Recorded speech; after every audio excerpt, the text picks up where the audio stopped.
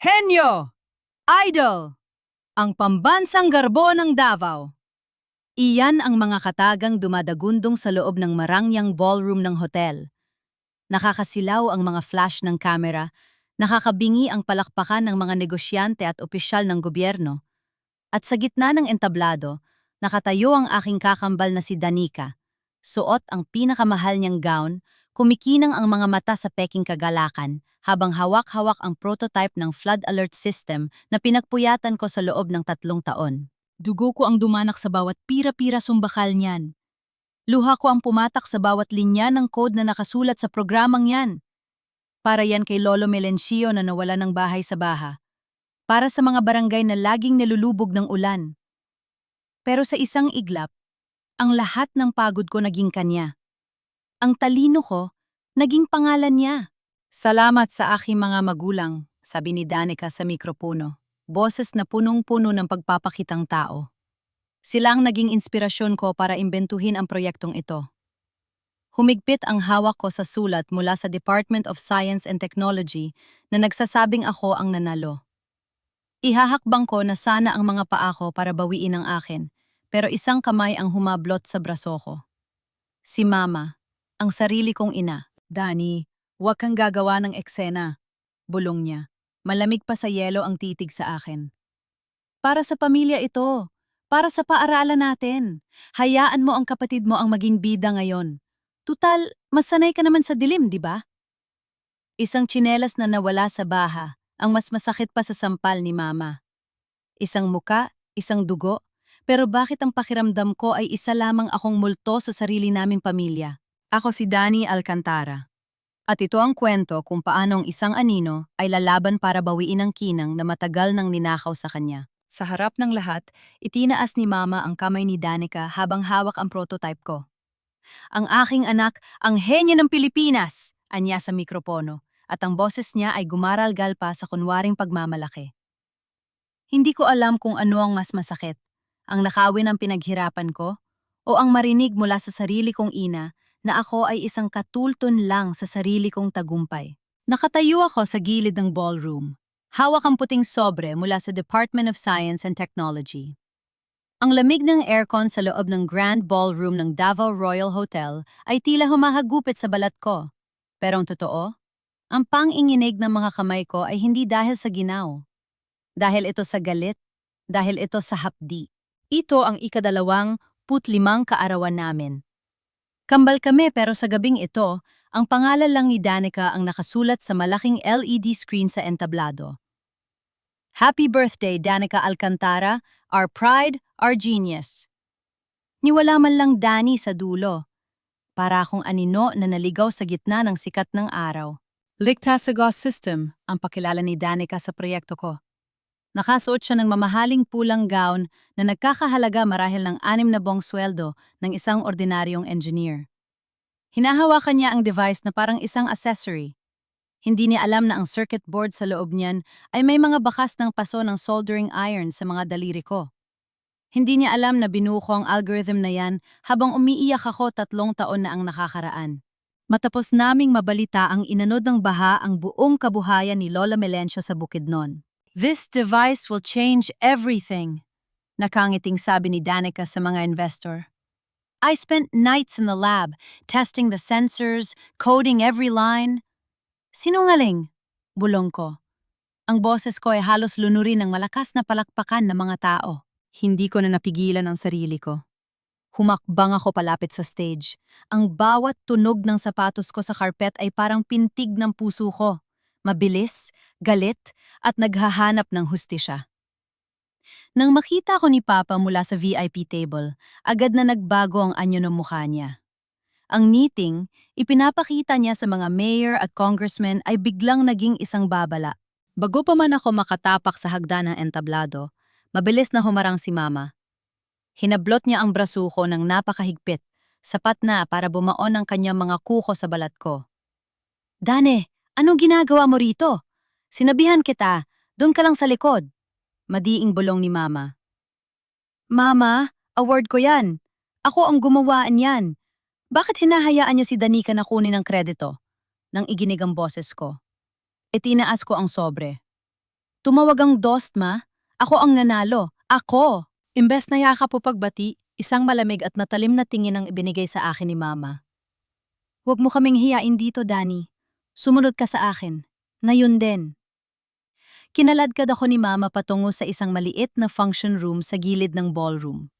Sumunod si Papa na lumingon muna sa mga bisita at nagbigay ng isang pekeng tawa na tila ba ang nangyayari ay bahagi lang ng pagdiriwang. Pagkapasok namin sa loob, isinara ni Papa ang pinto ng malakas.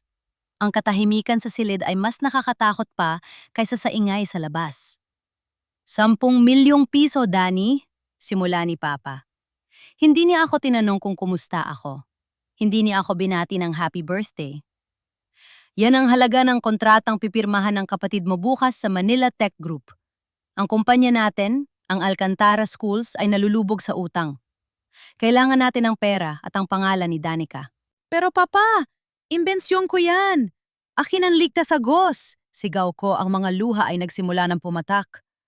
Pinaghirapan ko yan para kay Lolo, para sa mga tao sa Bukidnon. Plak! Isang malakas na sampal ang dumapo sa pisingi ko. Napalingon ang mukha ko sa lakas ng tama. Ang hapdi ay hindi lang sa balat, kundi hanggang sa kaibuturan ng pagkatao ko. Ang sarili kong ina ang sumampal sa akin. Tumigil ka na sa pagiging makasarili, Danny.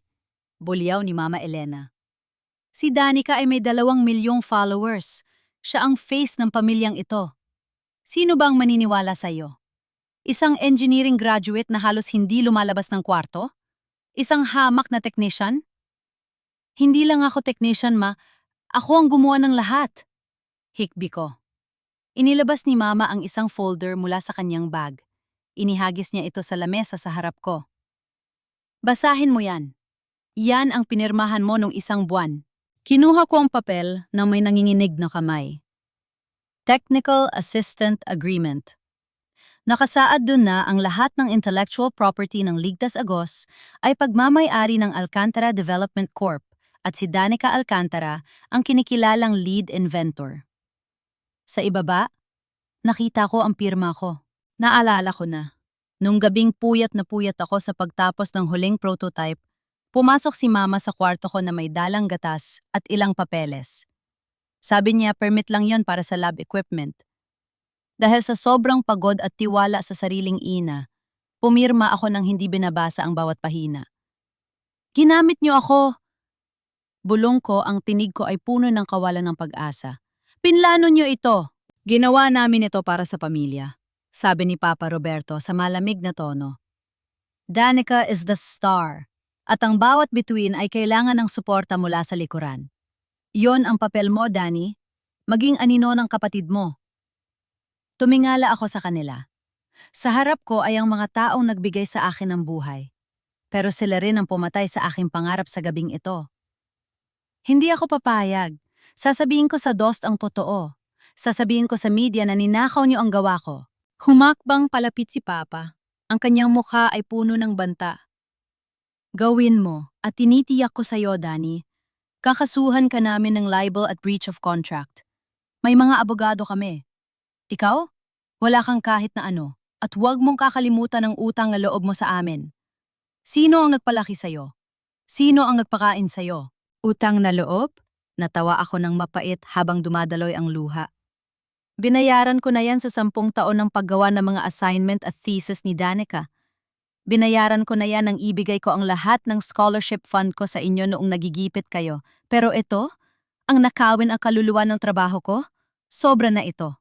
Kung ayaw mong sumunod sa patakaran ng pamilyang ito, wala kang lugar dito, sabi ni Mama habang binubuksan ang pinto.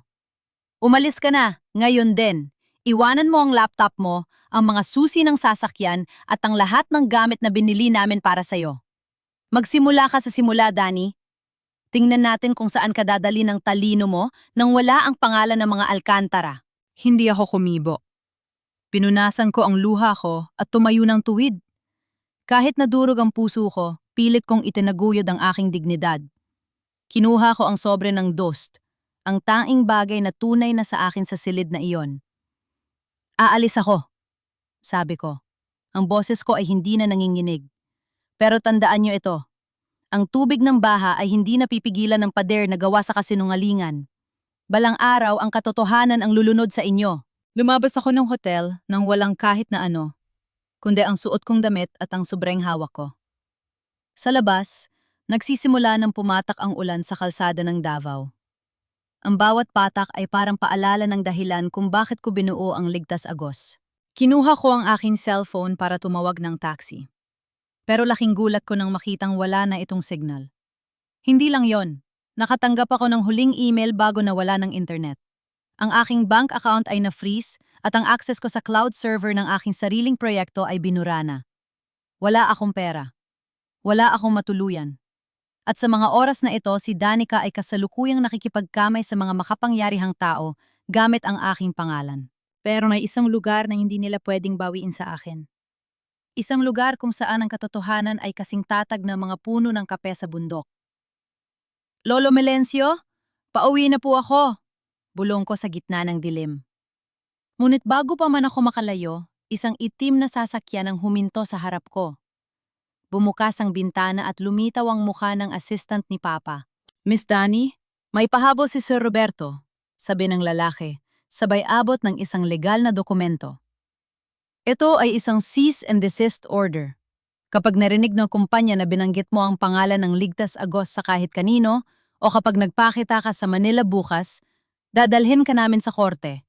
At sigurado si Sir hindi mo gustong mabulok sa kulungan bago ang susunod mong birthday. Pinanood ko ang pag-alis ng sasakyan. Naiwan ako mag-isa sa ilalim ng ulan, basang-basa at itinakwil. Ngunit sa loob ng sobrang hawak ko, may isang maliit na USB drive na hindi nila nahanap. Isang backup ng encryption key na tanging ako lang ang nakakaalam. Nagkamali sila. Akala nila ay anino lang ako. Hindi nila alam ang anino ang unang nakakakita kapag ang lahat ay malapit ng magdilim. Ang bawat patak ng ulan sa kalsada ng Davao ay tila mga karayom na tumutusok sa aking balat. Nakatayo ako sa gilid ng highway, basang-basa ang suot na bestida at yakap-yakap ang tanging sobrang natitira sa akin. Sa harap ng mga dambuhalang billboard na nagliliwanag sa gabi, nakita ko ang mukha ni Danica. Isang bagong advertisement para sa isang kumpanya ng teknolohiya. Ang ganda niya, ang kinis, at ang titulo nakasulat sa ilalim ng pangalan niya ay The Visionary of the New Generation. Napatawa ako ng mapait. Ang visionary na iyon ay hindi man lang marunong mag-format ng sarili niyang laptop nang hindi humihingi ng tulong sa akin. Kinapa ko ang aking bulsa. Isang pitaka na may iilang pirasong barya at isang 500 piso. Yun lang ang perang cash na mayroon ako dahil lahat ng aking ipon ay nasa bank account na kontrolado ni Papa. Sinubukan kong mag-withdraw sa isang ATM sa kanto, ngunit ang screen ay nagpakita ng mensaheng nagpadurog sa huli kong pag-asa. Account blocked. Please contact your branch. Gusto niyo talaga akong patayin? Bulong ko sa gitna ng ingay ng kulog. Hindi lang nila ninakaw ang gawa ko. Gusto nilang burahin ang pagkatao ko. Ang sumpa ng dugo ng mga Alcantara ay malinaw. Ang sinumang kumontra sa ambisyon ng pamilya ay ituturing na kaaway kahit sariling anak pa. Naglakad ako patungo sa Ecoland Bus Terminal. Ang bawat hakbang ko ay mabigat. Hindi lang dahil sa basang sapatos, kundi dahil sa bigat ng tridor na pag-ibig ko sa aking pamilya. Habang naglalakad, isang itim na SUV ang dahan-dahang sumasabay sa akin. Kilala ko ang sasakyang iyon. Yon ang security detail ng aming kumpanya. Bumaba ang bintana at lumitaw ang mukha ni Mang Berto. Ang head ng security na dati ay tinitingnan ko bilang isang tiyuhin. Pero ngayon, ang tingin niya ay puno ng pag-iwas. Miss Dani, sumakay na po kayo. Ihahatid ko na kayo sa pier.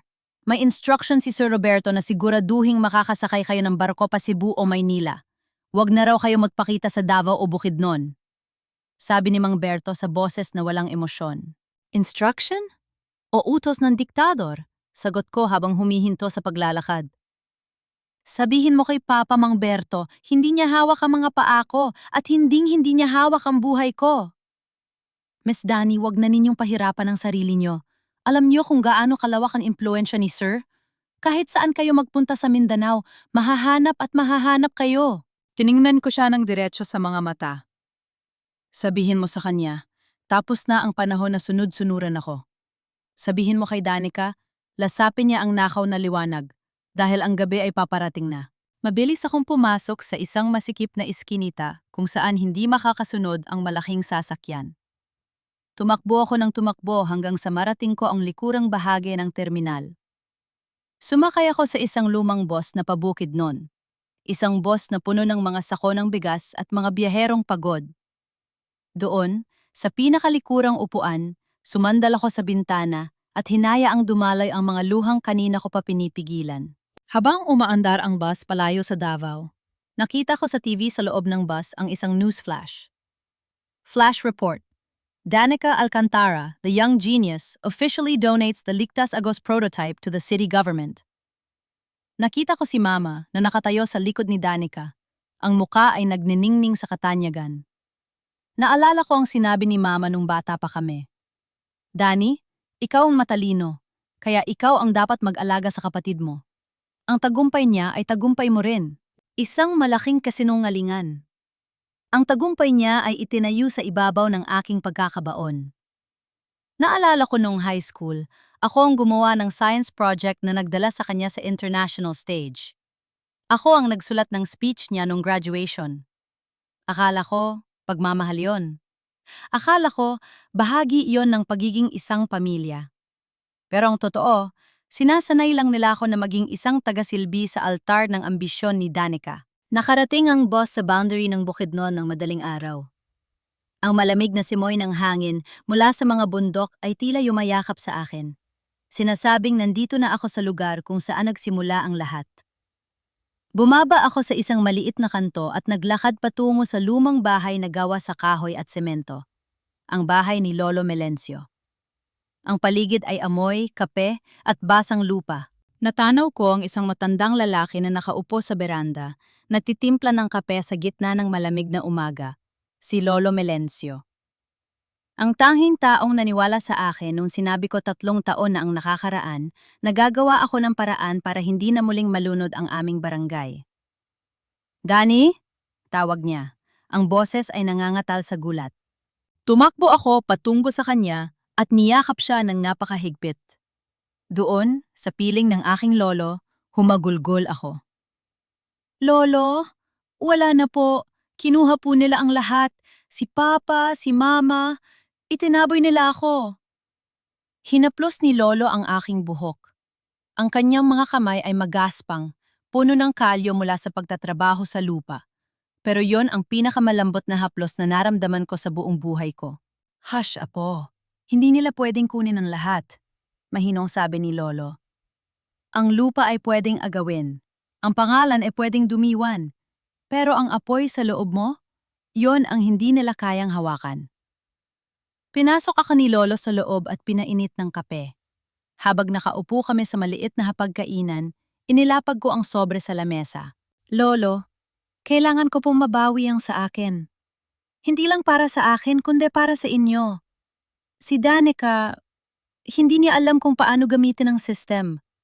Kapag dumating ang malakas na ulan, maraming tao ang mapapahamak dahil sa kapabayaan niya. Kumingin si Lolo sa akin ng malalim.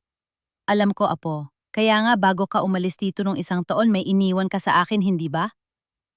Kumunot ang noko. Ang prototype? Umiling si Lolo. Tumayo siya at nagtumo sa ilalim ng kanyang kama. Inilabas niya ang isang lumang kahon ng biskwit na gawa sa lata. Pagbukas niya, tumambad ang isang itim na notebook at isang lumang hard drive. Hindi lang ito basta gamit, Dani. Nung gabing sinabi mong natatakot kang baka mawala ang iyong pinaghirapan, ibinigay mo ito sa akin. Sabi mo, Lolo, itago niyo ito.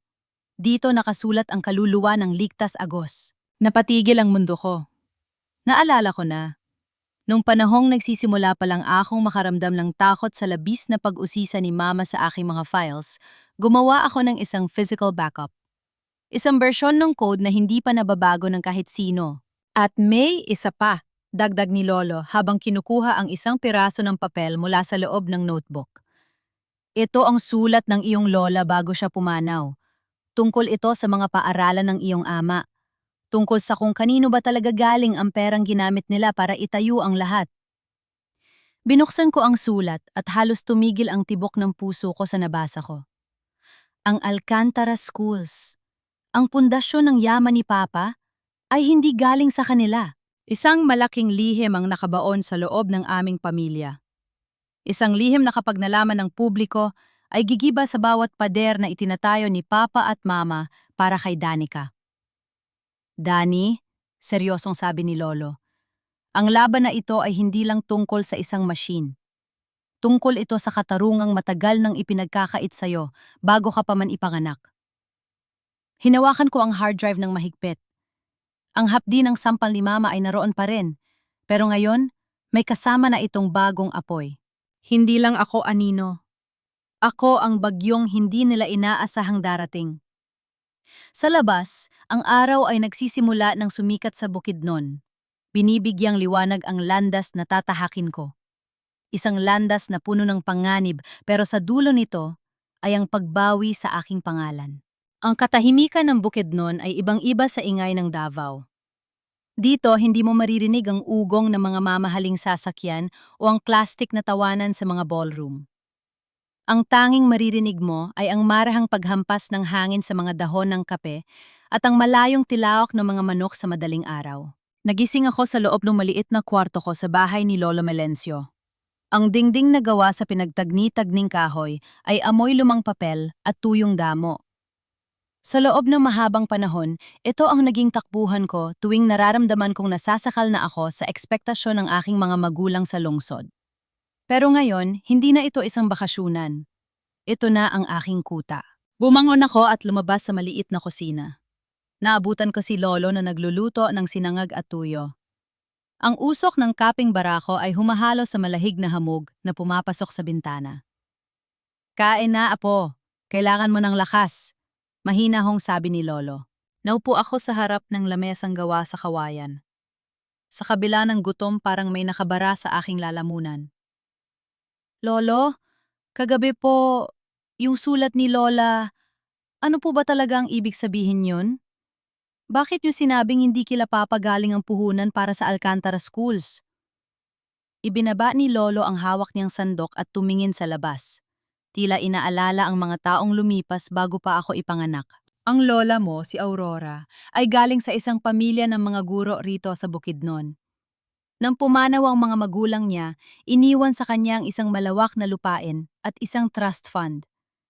Ang pangarap niya ay magtayo ng isang paaralan para sa mga batang katutubo rito sa bundok. Simula ni Lolo. Nang ikasal sila ng iyong ama, ibinigay niya ang lahat ng tiwala niya kay Roberto. Pero nang mamatay ang lola mo, doon na nagbago ang lahat. Ginamit ni Papa ang pera para magtayo ng paaralan sa lungsod. Pagpapatuloy ko, unti-unting nabubuo ang puzzle sa aking isipan. Hindi lang yon, Danny. Ang Alcantara Schools ay itinayo gamit ang pangalan ng lola mo bilang collateral. Pero ang kaisa-isang kondisyon sa kanyang testamento ay dapat ikaw ang mamahala nito pagdating ng panahon. Nakita niya sa iyo ang kanyang puso, ang pagmamahal sa edukasyon at sa teknolohi, para sa mahihirap. Napahawak ako ng mahigpit sa baso ng kape. Kaya pala ganun na lang ang takot nila na magkaroon ako ng sariling pangalan. Kaya pala kailangan si Danica ang laging bida. Dahil kapag napatunayan kong ako ang mas karapat-dapat, mawawalan sila ng kontrol sa kumpanya. Naging kasangkapan ka lang nila para mapanatili ang yaman na hindi naman sa kanila, apo. Malungkot na sabi ni Lolo. Pagkatapos kumain, dinala ako ni Lolo sa ilalim ng bahay, sa isang maliit na bodega kung saan nakatago ang mga gamit ko noon kabataan ko. Doon, sa ilalim ng mga lumang sako, hinugot ko ang isang kinakalawang na kahon ng biskwit, ang treasure box ko noong high school. Nang buksan ko ito, pumungad sa akin ang mga lumang test papers, certificates at mga medalya. Pero habang tinitingnan ko ang mga ito, napansin ko ang isang bagay na nagpabilis ng tibok ng puso ko. May mga certificates ako ng first place sa mga math at science competitions, pero bakit may mga marka ng erasure sa tabi ng pangalan ko?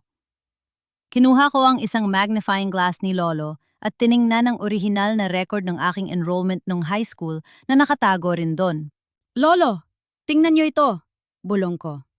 Ang student number ko, Ito rin ang ginamit ni Danica sa kanyang records noong college. Nung panahong nag-apply kami para sa scholarship sa Manila, ang mga grades ko ang ipinasa nila. Pero ang pangalan ni Danica ang inilagay sa header. Hindi lang ito tungkol sa imbensyon ko. Ang buong pagkakakala ni Danica bilang isang henyo ay isang masalimuot na sining ng pagnanakaw. Mula grade school hanggang kolehiyo, ang utak ko ang ginamit para itayo ang kanyang trono. Isang malaking scam, nang gagalaiting sabi ko. Ginamit ni Mama ang posisyon niya sa board of directors para manipulahin ang mga records sa school. Sa sandaling iyon, narinig namin ang tunog ng isang sasakyan na huminto sa harap ng bakuran. Isang puting van na may logo ng Alcantara Schools. Mabilis kaming sumilip sa bintana. Bumaba ang 3 lalaking nakabarong, mga abogado ni Papa, kasama ang isang sheriff at ilang tauhan ng barangay. "Danny Alcantara!" Sigaw ng isang lalaki mula sa labas. "Lumalabas ka riyan! May dala kaming search warrant para sa mga kagamitang ninakaw mo mula sa Alcantara Development Corp." "Anong ninakaw?" Sigaw ko habang lumalabas ng pinto. "Lahat ng gamit ko rito ay binili ko, gamit ang sarili kong pera." Ayon sa kontratang pinirmahan mo, ang lahat ng prototype at research data, pati na ang mga hardware na nasa possession mo, ay pag-aari ng kumpanya, sabi ng abogado ng walang kurap. "Pinapunta kami rito ni Sir Roberto para bawiin ang aming property. At kung lalaban ka, mapipilitan kaming arestuhin ka sa harap ng mga kapitbahay mo." Nakita ko ang mga kapitbahay na nagsisimulang lumabas at mag-usisa. Ang hiya na kinatatakutan ko noon ay unti-unti nang gumabalot sa akin. Alam ni Papa na ang reputasyon ang pinaka-iniingatan ko rito sa Bukidnon. "Wala kayong makukuha rito!" Harag ni Lolo Melencio, bit-bit ang kanyang lumang itak. "Umalis kayo sa lupa ko!" "Lolo, wag!" Pigil ko sa kanya. "Hayaan mo sila!" Ngumiti ng mapait ang abogado. Pumasok sila sa loob at nagsimulang maghaluhog. Pinanood ko silang kunin ang laptop ko, ang mga sensors na binili ko sa online, at maging ang mga lumang drawing books ko. Pero habang abala sila sa pagkuha ng mga gamit, hindi nila napansin na ang hard drive na ibinigay sa akin ni Lolo kanina ay wala na sa loob ng bahay. Nakaipit na ito sa loob ng suot kong luma at malaking jacket. Bago sila umalis, lumapit ang abogado sa akin at bumulong. "Isang babala lang, Miss Danny. Bukas ang launching ng Ligtas Agos sa Manila. Huwag kang makakamaling gumawa ng ingay sa social media. Isang post mo lang. Kakasuhan namin si Melencio ng obstruction of justice at illegal possession ng kumpanya. Gusto mo bang mabulok ang lolo mo sa kulungan dahil sa katigasan ng ulo mo?" Tiningnan ko ang mga mata ng abogado. Wala akong nakitang kahit na anong awa. Ang pamilya ko ay handang pumatay ng dangal para lang sa pera. Nang makaalis ang van, naiwan kaming nakatayo sa gitna ng magulong bahay. Wasak ang mga cabinet, nakakalat ang mga damit, at kinuha ang lahat ng gadget ko. "Dane, patawad apo. Hindi ko sila napigilan," sabi ni Lolo. Ang boses ay puno ng pait. Lumapit ako kay Lolo at hinawakan ang kanyang kamay. Inilabas ko ang hard drive mula sa loob ng aking jacket. "Hindi nila nakuha ang pinaka-importante, Lolo," sabi ko na may determinasyon. "Akala nila ay natalo na nila ako. Akala nila ay nanahimik na ako dahil sa takot." Kinuha ko ang lumang notebook sa ilalim ng mesa. Ang notebook na naglalaman ng mga orihinal na pirma ni Lola Aurora. "Lolo, kailangan nating makipag-ugnayan sa isang tao. Isang taong hindi nila kayang bayaran." "Sino, apo?" "Si Attorney Valdez, ang dating legal counsel ni Lola Aurora na tinanggal ni Papa 10 taon na ang nakakaraan. Kung buhay pa siya lang ang nakakaalam kung paano babawiin ang Alcantara Schools mula sa mga magnanakaw." Sa labas, ang ambon ay naging malakas na ulan. Isang paalala na ang kalikasan ay hindi pwedeng dayain. At gaya ng ulan, ang katotohanan ay laging makakahanap ng bitak para lumabas. Matapos ang paghaluhog ng mga tauhan ni Papa, tila naiwang duguan ang kaluluwa ng aming tahanan sa Bukidnon. Pero walang oras para sa panlulumo. Habang ang ulan ay patuloy na bumubuhos, nagpasya kaming maglakad ni Lolo Melencio patungo sa kabilang bayan, kung saan naninirahan ang taong maaaring maging huling alas ko. "Sigurado ka ba rito, Lolo? Baka ayaw na tayo makita ni Attorney Valdez." Tanong ko habang maingat na tinatawid ang maputik na daan.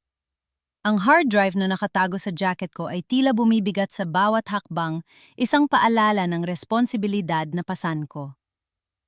Si Nestor Valdez ay tapat na kaibigan ng iyong lola. Kung may isang taong hindi kayang bilhin ni Roberto, siya yon. Sagot ni Lolo habang hawak ang isang lumang payong. Nakarating kami sa isang maliit at simpleng opisina sa tabi ng simbahan. Ang karatula ay kupas na Nestor Valdez, Notary Public. Malayo ito sa malalaki at makintab na law firm sa Davao na pagmamay-ari ng mga kaibigan ni Papa.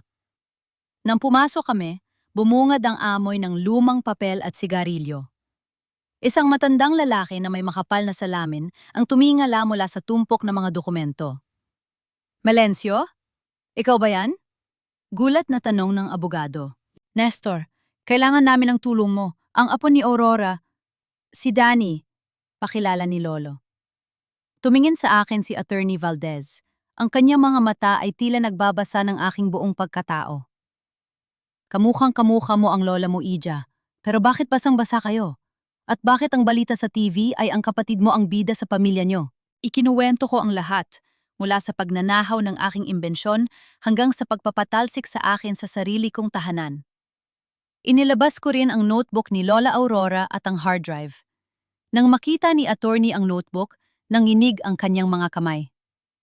Eto na yon, ang orihinal na testamento ni Aurora na nawala raw matapos ang libing niya. Binuksan niya ang isang lumang cabinet at naglabas ng isang file na matagal na niyang itinatago. Nung mamatay ang lola mo, naging mabilis ang paglipat ng mga ari-ariang kay Roberto. Kinwestiyon ko yon. Tinanong ko kung bakit ang trust fund na para sa pag-aaral mo ay biglang naging pondo para sa branding ni Danica. Ang sagot nila? Tinanggal nila ako sa pwesto at binantaan ng pamilya ko. Attorney, may nakita po ako sa record sa school. Singit ko. Ang mga grades ko, ang scholarship ko sa Manila Tech, lahat yon ginamit ni Danica. Kinuha ni Attorney Valdez ang isang lumang dokumento mula sa kanyang file. Isubkopya ng liham na ipinadala ni Mama Elena sa registrar 10 taon na ang nakakaraan. Basahin mo ito, Danny. Nanginig ang buong katawan ko sa nabasa ko. Ang liham ay isang formal na hiling na itama ang pangalan sa scholarship application mula sa Daniela Alcantara patungong Danica Alcantara dahil sa di umano'y clerical error. Ang kalakip nito ay ang aking entrance exam results na may score na halos perpekto, pero ang pangalan sa itaas ay binura ng liquid paper at pinalitan ng sulat kamay ni Mama. 10 taon. Bulong ko, ang luha ay muling naglandas sa aking pisingi. 10 taon na nilang ninanakaw ang bawat pagkakataon ko. Hindi lang ito isang aksidente. Planado ang lahat mula pa noong mga bata kami. Hindi lang iyon, Ija. Seryosong sabi ni attorney. Ang Alcantara Schools ay hindi lang basta kumpanya. Ayon sa testamento ni Aurora, ang lupaing kinatatayuan nito ay nakapangalan sa iyo. Si Roberto ay tagapamahala lamang hanggang sa sumapit ka sa edad na 25. At ngayong araw, ang ika-25 kaarawan nyo, dapat ay nailipat na sa iyo ang lahat. Napatakip ako sa aking bibig. Iyon palang dahilan. Kaya pala kailangan nila akong paalisin bago matapos ang araw na ito. Kaya pala kailangan nilang sirain ang reputasyon ko para hindi ako makapag-claim ng aking mana. Sa sandaling yon, napalingon kaming lahat sa maliit na TV sa sulok ng opisina. And now, live from Manila, the genius twin Danica Alcantara prepares for the grand unveiling of the Ligtas Agos system. Anunsyo ng reporter. Nakita ko si Danica sa screen. Suot niya ang isang puting lab coat na tila ba isa siyang tunay na scientist. Katabi niya sina Papa at Mama na nakangiti ng napakalawak sa harap ng mga camera. Danica, can you explain to our viewers how the core algorithm handles the real-time sensor data from remote areas? Tanong ng isang kilalang tech journalist. Nakita ko ang panandaliang paghinto ni Danica. Ang kanyang mga mata ay lumaki sa takot. Tumingin siya kay Mama na nasa gilid. Well, it's a very complex process of, waves and data signals. Sagot ni Danica ng pautal-utal, sabay tawa ng pilit. I prefer to let the machine speak for itself later. It's more about the heart I put into it than the numbers. Natawa ang host. Truly a humble genius. She thinks about the heart first. Napailing si Attorney Valdez. Ang bobo. Hindi man lang niya alam ang basic telemetry. Pero attorney, sabi ko habang nakatingin sa screen. Ang prototype na hawak niya, may mali. Nakikita ko sa monitor sa likod niya. Ang sensitivity settings ay masyadong mataas. Kapag umulan ng malakas sa Manila, mamayang gabi, magti-trigger yan ng false alarm sa buong lungsod. Magpapanik ang mga tao. Iyan ang pagkakataon natin, Danny. Sabi ni Attorney Valdez habang mabilis na nag-i-encode sa kanyang lumang computer. Ihahanda ko ang mga dokumento para sa injunction at petition for recognition of intellectual property. Pero kailangan natin makarating ng Manila. Wala po akong pera, attorney. At kontrolado nilang lahat ng biyahe palabas ng Bukidnon. Malungkot kong sabi. Tumingin si Lolo Melencio sa akin at ning umiti. Inilabas niya mula sa kanyang bulsa ang isang maliit na susi. Hindi lang naman puro kape ang itinatago ko rito, apo. Nung panahon ng iyong lola, may binili kaming lumang jeep. Hindi yun nakarehistro sa ilalim ng mga alkantara. Nakatago yun sa kamalig ni Mang Isko. Lolo, gamitin mo ang utak mo, Danny. At gamitin mo ang galit mo para itama ang mali, sabi ni Lolo. Bago kami umalis, may isang bagay pa akong natuklasan sa file ni Attorney Valdez. Isang digital log mula sa server ng aming paaralan na hindi nabura. Ipinapakita nito ang bawat login session ni Danica noong college. Lahat ng mga login ay nanggagaling sa iisang IP address, ang computer sa kwarto ko. Sa loob ng 4 na taon, ako ang gumagawa ng bawat exam, bawat research at bawat code ni Danica habang siya ay abala sa pag-post sa social media. May mga screenshot pa ng usapan nila ni Mama kung saan inuutusan siya ni Mama na pilitin si Danny na tapusin ang thesis dahil may photoshoot si Danica. Hindi lang nila ninakaw ang kinabukasan ko, sabi ko habang kinukuha ang hard drive. Ginamit nila ang buhay ko para gumawa ng isang Diyos-Diyosan. Tumingin ako sa labas. Ang ulan ay hindi tumitigil. Tila nakikiramay sa bigat ng aking nararamdaman. Pero sa gitna ng dilim, may isang liwanag na hindi nila kayang patayin. Ang katotohanang hawak ko na ngayon ang lahat ng ebidensya. Manila, bulong ko. Dun ko wawakasan ang palabas nyo. Pero bago pa kami makalabas ng opisina, isang tawag ang natanggap ni Attorney Valdez. Pagkababa niya ng telepono, ang kanyang muka ay kasing puti ng papel. Danny, may masamang balita. Ang DOST, binigyan na sila ng go signal para sa mass production at ang unang batch ng sensors ay ikakabit na sa mga dams sa Luzon ngayong gabi. Kapag nagkamali ang system mo, libo-libong tao ang malulunod. At ikaw ang sisisihin nila dahil ang pirma mo ang nasa contract bilang lead technician. Napatigil ako. Isang matinding bitag. Kung magtagumpay ang system, si Danica ang henyo. Kung mabigo ito at magkaroon ng trahediya, ako ang scapegoat. Hindi ko hahayaang mangyari iyon, sabi ko nang may madiing paninindigan. Tara na, Lolo! May bagyong darating at kailangan ako ang magpaamo rito. Ang biyahe mula Bukidnon patungong Maynila ay tila isang paglalakbay sa pagitan ng dalawang magkaibang mundo. Habang lulan kami ng lumang jeep ni Mang Isko, na maingat na minamaneho ni Lolo Melencio patungo sa daungan ng Cagayan de Oro, nakadungaw ako sa bintana. Ang mga bundok na dati ay nagbibigay sa akin ng kapayapaan ay unti-unti nang natatakpan ng anino ng gabi. Sa loob ng jeep, ang tanging liwanag ay nanggagaling sa screen ng aking cellphone, isang lumang unit na ibinigay ni Attorney Valdez para pansamantalang magamit ko. Hindi ko mapigilang mag-log-in sa social media kahit alam ko masasaktan lang ako. Bumungad sa akin ang isang viral post mula sa isang anonymous insider ng aming pamilya. Isang litrato ko noong bata pa ako na may caption na punong-puno ng kamandag, "The Sad Truth." Ang pamilya Alcantara ay matagal nang magtitiis sa ugali ni Danny. Mula bata, ingit na siya sa talino ng kambal niyang si Danica. Ngayong nagtagumpay si Danica, sinusubukan ni Danny na sirain ang reputasyon ng sarili niyang pamilya dahil sa pera.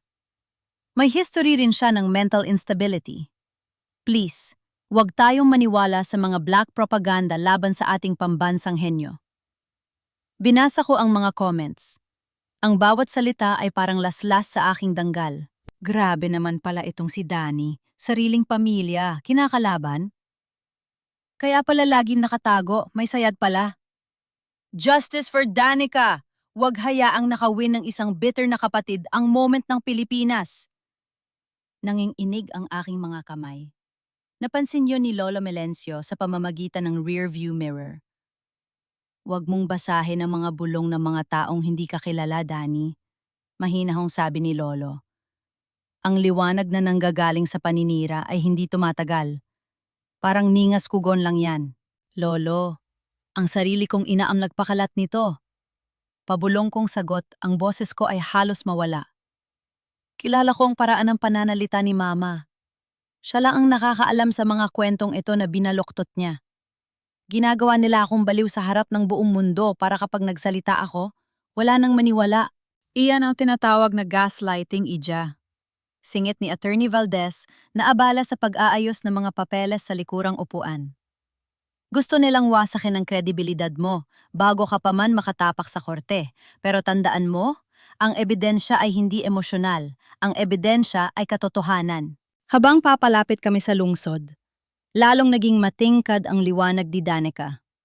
Sa bawat kanto, may mga digital billboard na nagpapakita ng kanyang muka. The future is here. Ligtas Sagos by Danica Alcantara. Sa mga TV screen sa loob ng mga fast food chain, mapapanood ang kanyang interview sa isang international news channel. I dedicated years of my life for this, sabi ni Danica sa screen habang nakasuot ng eleganteng salamin. As a woman in STEM, I want to prove that we can lead. I didn't do this for the fame. I did this for the Filipino people. Kapal na muka! Bulong ni Attorney Valdez. Hindi man lang mabulunan sa mga sinasabi niya. Pero alam ko ang totoo. Sa likod ng mga makinis na sagot ni Danica, nakikita ko ang mga senyales ng panganib. Sa isang segment ng interview, ipinakita ang interface ng system na naka-install sa isang control center sa Manila. Nakita ko ang mga graph. Ang sampling rate ay masyadong mababa para sa real-time forecasting, habang ang sensitivity threshold ay nakakalula sa taas. Lolo, kailangan bilisan natin, sabi ko nang may halong kaba. Ang bagyong Inday ay papasok na sa Philippine Area of Responsibility sa susunod na 48 oras. Kapag umulan ng diretsyo sa loob ng 6 na oras, ang system na hawak nila ay mag-o-overload. Hindi ito magbibigay ng warning. Ito ay titigil sa pag-andar. At kapag nangyari yon, ang lahat ng sisisi ay ibabagsak nila sa iyo bilang lead technician. Paalala ni attorney. Nakarating kami sa Maynila pagkalipas ng mahabang biyahe sa barko at kalsada. Ang lungsod ay tila isang malaking bitag na kumikinang. Dumiretso kami sa isang maliit na apartment na pagmamay-ari ng isang dating kaklasiko sa kolehiyo, si Jonas, isang IT expert na isa rin sa mga biktima ng pamilya Alcantara noon dahil hindi siya binayaran ng tama sa paggawa ng website ng school. Danny! Akala ko kung ano na nangyari sa iyo. Bungad ni Jonas na makita kami. Mabilis niya kaming pinapasok. Nakita ko ang mga balita. Alam ko ikaw ang gumawa niyan. Hindi pwedeng si Danica ang nakaisip ng ganoon ka-complex na algorithm. Nakita ko yung thesis mo noon, di ba? Jonas, kailangan ko ng access sa main server ng Alcantara Development Corp. Alam ko may backdoor kapag naiwan nung ginagawa mo ang system nila. Direktang sabi ko. Nag-alinlangan si Jonas. Delikado yan, Danny. Cybercrime yan kapag nahuli tayo. Ang mas delikado ay ang libu-libong pamilya na aasa sa isang peking system sa susunod na 2 araw. Sagot ko habang inilalabas ang hard drive.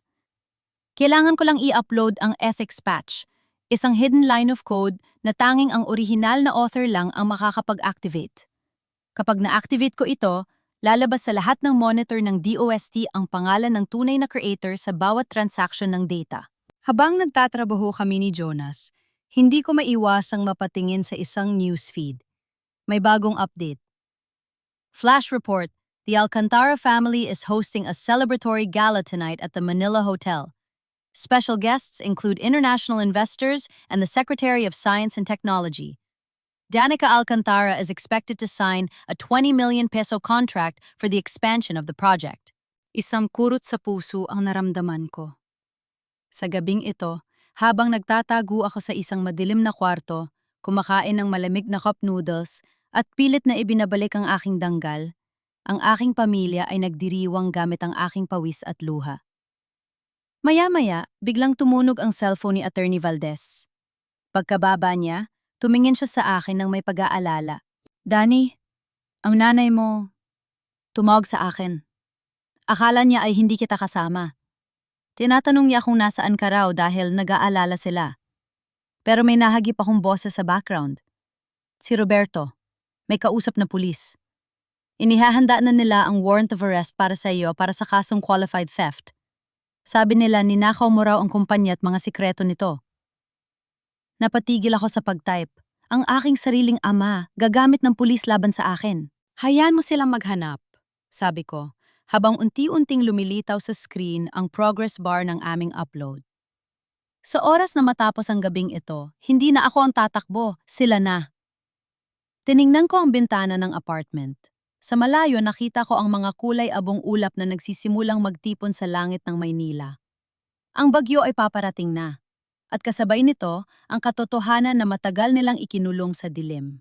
Jonas, i-ready mo ang live stream link, utos ko. Kung gusto nila ng palabas, bibigyan ko sila ng isang grand finale. Sa sandaling yon, ang aking hiya ay tuluyan ng pinalitan ng isang matigas na determinasyon. Hindi na ako ang Danny na umiiyak sa gilid ng ballroom. Ako na ang bagyong wawakasan ang kanilang mapanlinlang na liwanag. Ang langit ng Maynila ay tila naging isang malaking telon na nagngangalit na abo. Hindi lang ito basta ulan. Ito ang hagupit ni Bagyong Inday, ang unang pagsubok sa ligtas agos system na ipinagmamalaki ng aking pamilya. Sa loob ng maliit na apartment ni Jonas, ang tunog ng hangin na humahampas sa bintana ay parang babala mula sa kalikasan mismo. Danny, tingnan mo ang dashboard ng DOST, tawag ni Jonas. Ang kanyang mukha ay nababalot ng asul na liwanag mula sa 3 monitors. Lumapit ako at naramdaman ang panlalamig ng aking mga kamay. Ang live data feed mula sa mga sensors sa Marikina River at mga dam sa Luzon ay nagpapakita ng erratic readings. Ang graph ay tumatalo ng hindi normal, isang malinaw na senyales ng sensor saturation. Masyadong mataas ang sensitivity na inilagay ni Danica o kung sino mang technician ang kinuha nila. Bulong ko. Ang system ay nagbabasa ng bawat patak ng ulan bilang isang flash flood warning. Pero sa kabilang banda, ang flow rate sensors ay hindi gumagalaw. Nakahang ang system, Jonas. Sa TV, kasalukuyang ipinapakita ang live coverage mula sa Manila Hotel. Ang engranding gala ay nagsimula na. Nakita ko si Danica na masayang nakikipag-usap sa mga dayuhang investors. Hawak niya ang isang baso ng champagne, tila walang kamalay-malay na ang programang nakapangalan sa kanya ay kasalukuyang nagbubuhol-buhol. Biglang nag-flash ang isang breaking news sa ilalim ng screen. False alarm? Marikina residents panic as ligtas agos sirens blare despite low water levels. Nagsisimula na, sabi ni Attorney Valdez mula sa sofa habang nakatitig sa kanyang tablet. Nagpapanik na ang mga tao dahil sa maling warning ng system nyo. At ang mas malala, dahil sa rami ng false alarms, baka baliwalain na nila ang totoong panganib mamaya. Iyan ang kinatatakutan ko, sagot ko. Ang algorithm ko ay may check and balance feature para i-verify ang ulan laban sa saturation ng lupa. Pero tinanggal nila yon para mapabilis ang data transmission. Shortcut. Palaging shortcut. Maya-maya, ang cellphone na bigay ni attorney ay biglang nag-vibrate. Isang unknown number. Huwag mong sagutin. Baka matrace nila ang location natin, babala ni Jonas. Pero ang message na sumunod ay nagpatigil sa akin. Danny, please, I know you're there. The system is crashing.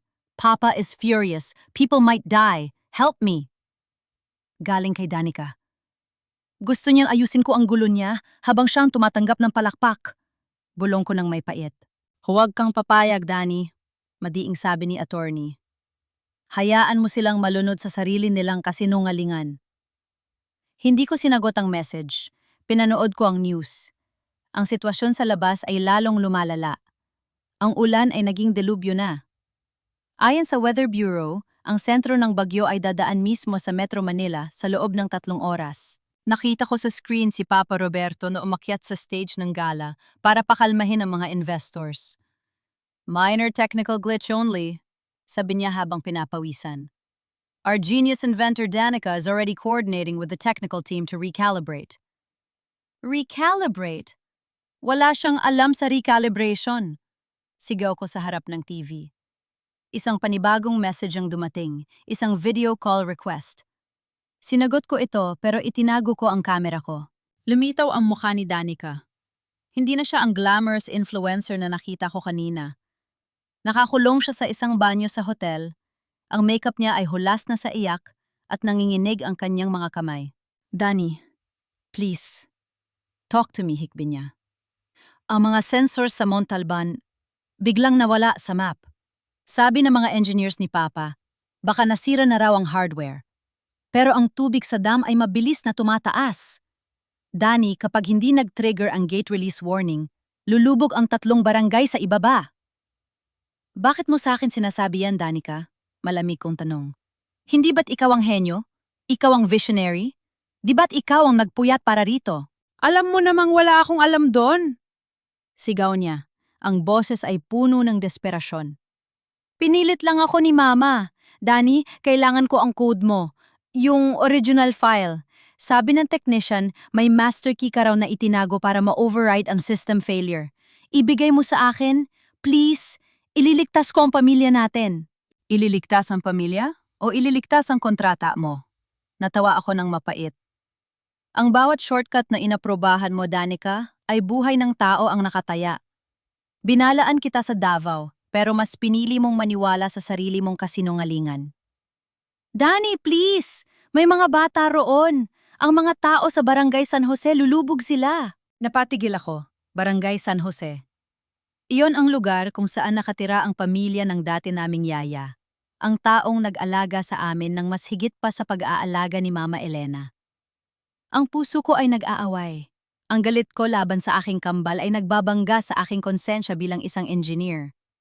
Kung hahayaan kong mabigo ang system, mapapatunayan kong peke si Danica, pero ang kabayaran ay buhay ng mga inosenteng tao. Jonas? Tawag ko, ang boses ko ay matigas na. Buksan mo ang remote access, i-upload ang patch. Pero Dani, kapag ginawa mo yan, maayos ang system at lalo magmumulang henyo si Danica. Protesta ni Jonas. Hindi, sabi ko habang mabilis na nagtatype. Hindi ko ayusin ang system para sa kanya. I-override ko ang buong network. Gagamitin ko ang FX patch na ginawa natin. Sa screen ni Danica, biglang nagliwanag ang kanyang tablet. Dani, anong ginagawa mo? Nagre-reboot ang buong system. Makinig ka sa akin, Danica, sabi ko nang may madiing otoridad. Binubuksan ko ang mga gates ng dam ngayon din, pero kasabay nito, ang bawat screen sa control center, ang bawat monitor sa gala na yan, at ang bawat TV station na nakalink sa system, ay magpapakita ng isang bagay na hindi niya mabubura. Ano? Dani, wag! Masyado nang huli! Sa Grand Ballroom ng Manila Hotel, habang ang mga investors ay nakatingin sa malalaking screen para sa technical update, biglang nawala ang mukha ni Danica. Sa halip, isang video log ang lumitaw. Isang timestamped recording ng bawat coding session ko sa Bukidnon, kasama ang metadata na nagpapatunay na ang orihinal na author ay si Daniela Alcantara.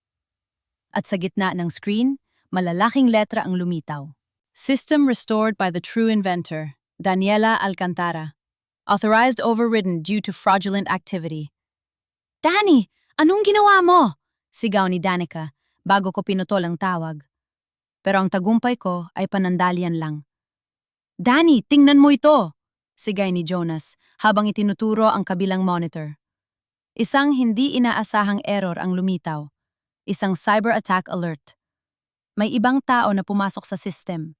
Hindi ito si Danica at hindi rin ito ang mga technicians ni Papa. May nagbasabotage sa system mula sa loob. Kumpirmasyon ni Attorney Valdez.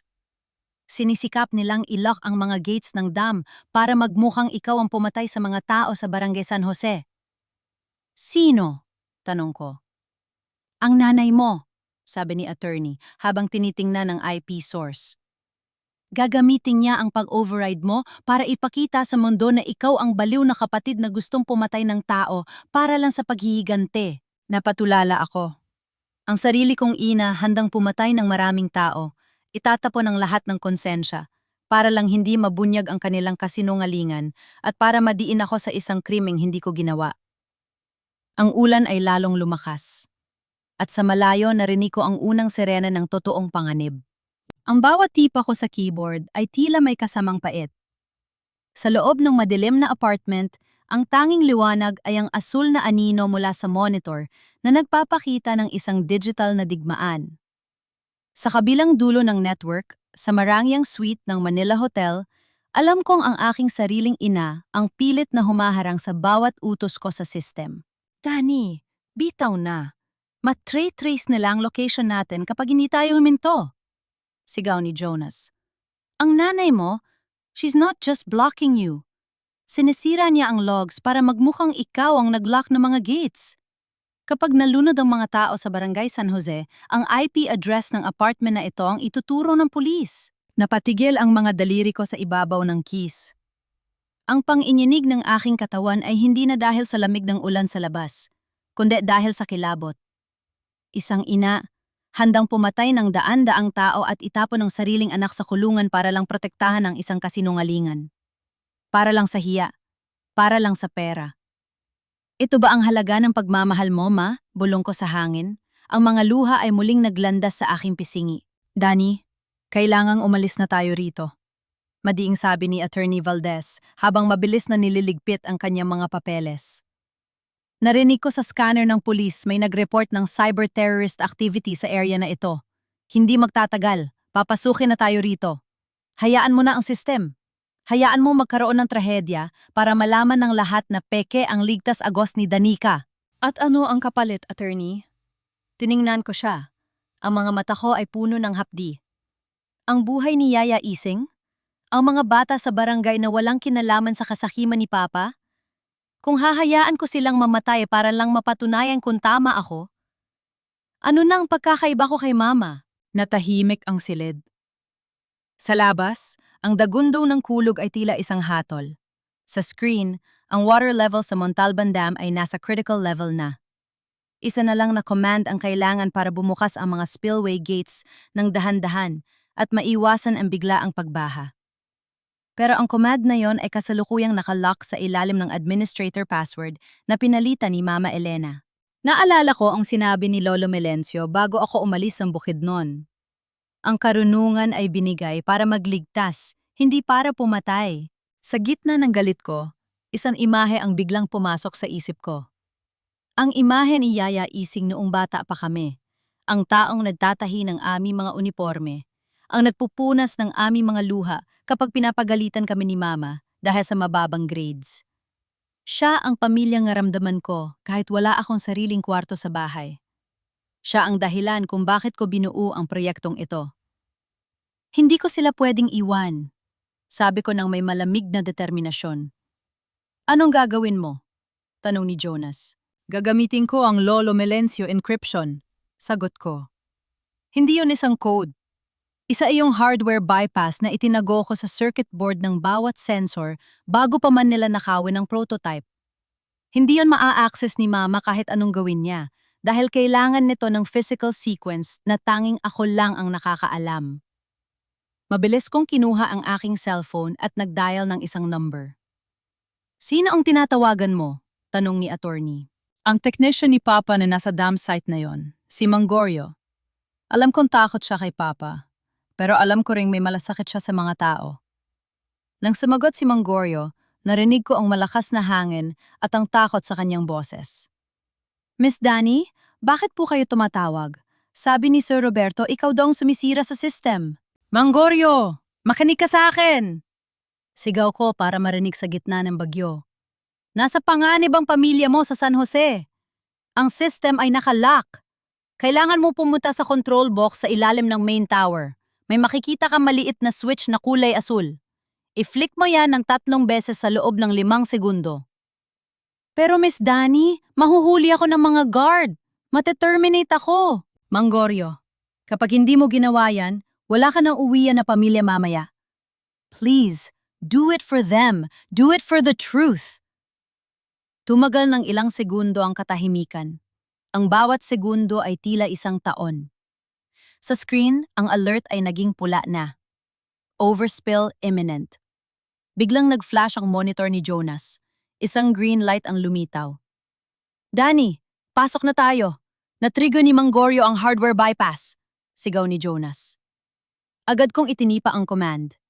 Gate release initiated. Flow rate 20%. Nakita ko sa dashboard na dahan-dahang bumaba ang pressure sa dam. Ang panganib ng biglaang pagbaha ay nawala.